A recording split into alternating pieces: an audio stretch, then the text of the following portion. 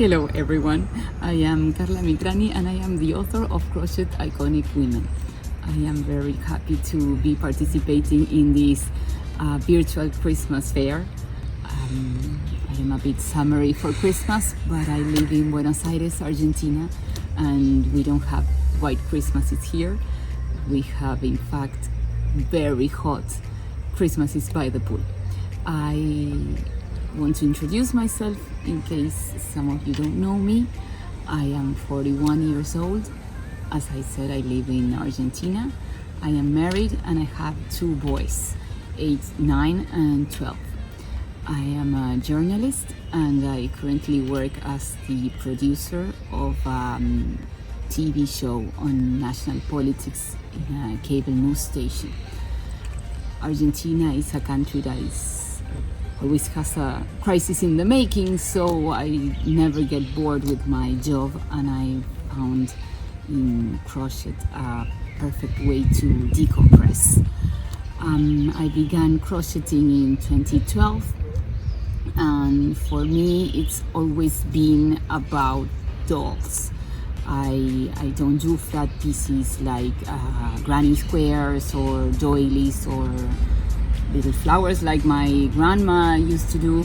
I always loved dolls. For me to be able to transform a drawing of mine into a 3D piece has totally changed my life.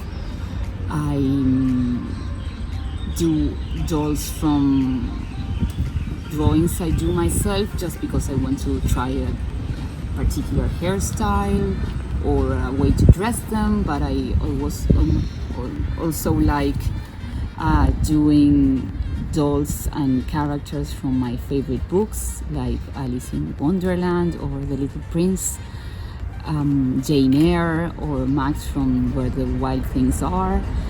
But I also take inspiration in different movies or series or people that I admire.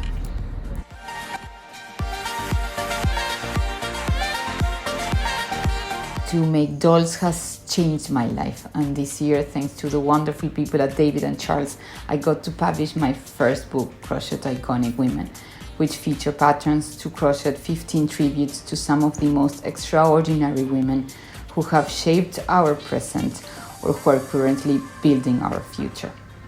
I always say it was kind of hard to narrow down the list to just 15 dolls, but I think that in the end, we came up with a lineup of amazing ladies that are representative of the power of women and will be an endless source of inspiration. You will find Marie Curie, Rosa Parks, Ruth Bader Ginsburg, Serena Williams, Florence Nightingale, Greta Thunberg, Cleopatra, Emmeline Pankhurst, Jane Goodall with her chimpanzee friend Flint, Amelia Earhart, Queen Elizabeth, Jane Austen, Malala Yousafzai, Billie Holiday and Audrey Hepburn. Of course, they are all examples of strong, brave, undaunting women, but mostly I think we chose them because of their stories of resilience and their amazing capacity to overcome obstacles. Their actions sparked movements that have changed the world in which we live.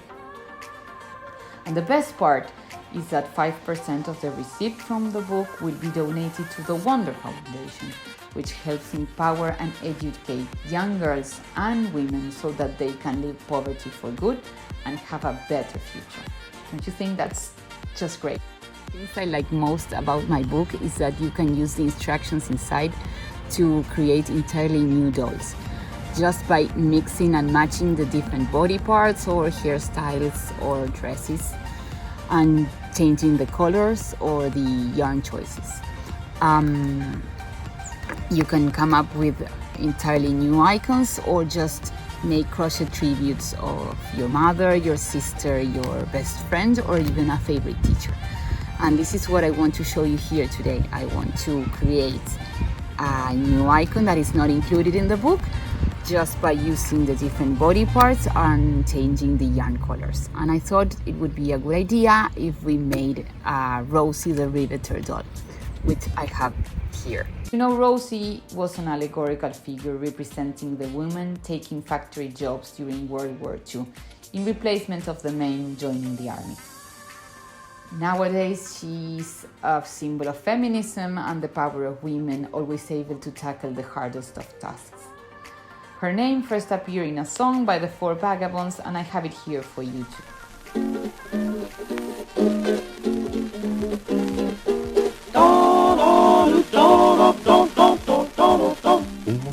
All the day long, whether rain or shine, she's a part of the assembly line. She's making history, working for victory. Rosie the Riveter keeps a sharp lookout for sabotage, sitting up there on the fuselage. That little frail can do more than a man can do. Rosie the Riveter. Rosie's got a boyfriend, Charlie. Charlie, he's a Marine. Rosie is protecting Charlie, working overtime on the riveting machine. When they gave her a production knee, she was as proud as a girl could be. There's something true about red, white, and blue about Rosie the Riveter.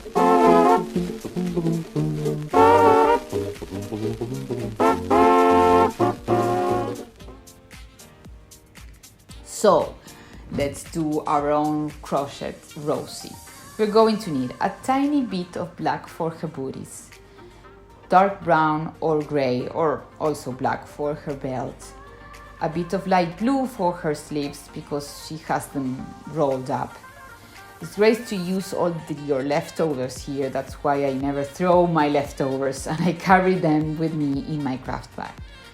Of course, then you'll need the blue yarn for the overall, a skin color of your choice, and another color for her hair. I personally went for brown, but of course I've seen versions of Rosie in blonde. And last but not least, and very important, a piece of red fabric with white polka dots. This piece should measure more or less 50 centimeters long by 7 centimeters tall.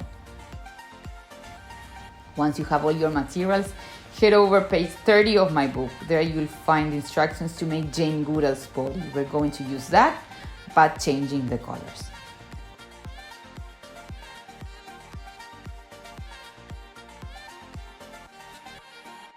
So, see, you should start with black for Rosie's booties and then change to navy blue to start the overall, only interrupting it to crochet the belt. Use Jane's instructions also to crochet the collar of the overall.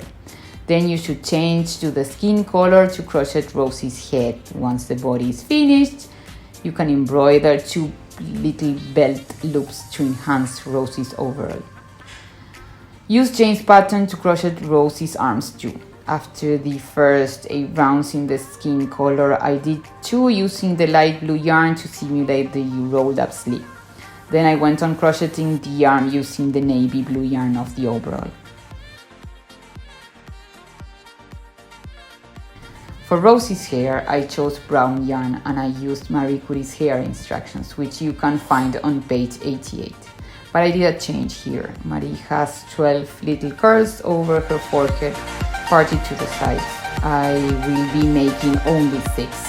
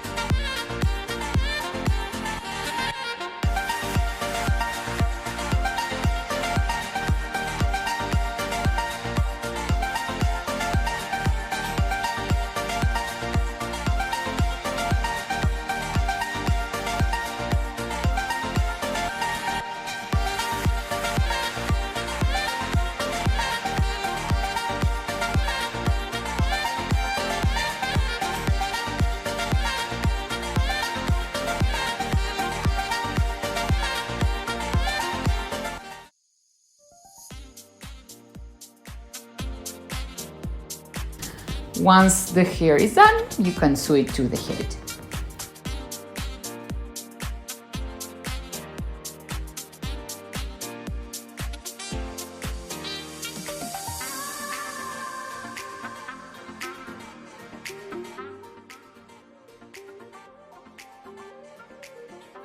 And of course, the final and most important detail, the handkerchief. This is how you should tie it.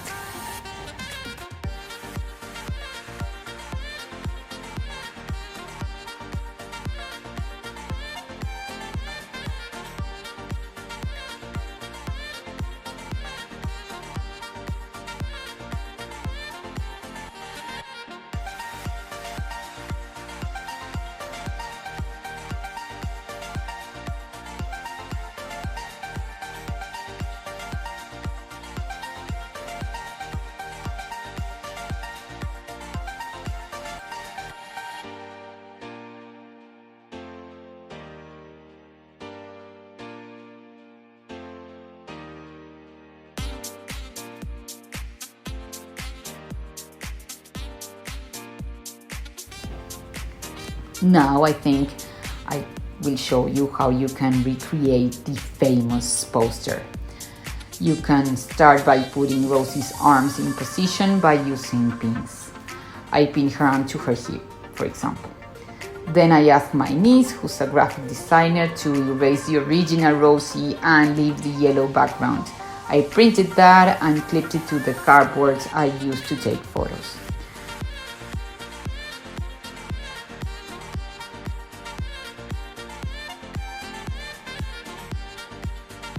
To make Rosie stand, I stab her in the back with a crochet hook, but don't worry, none of my dolls are hurt in this process.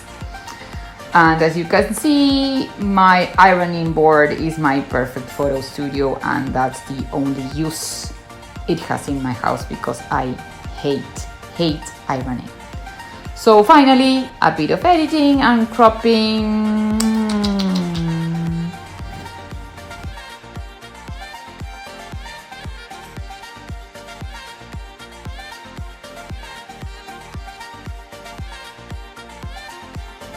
And ta-da! Our poster girl is ready.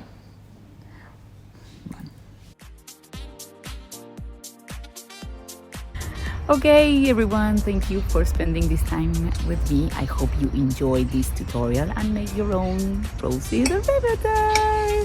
Happy Christmas, everyone. Take care.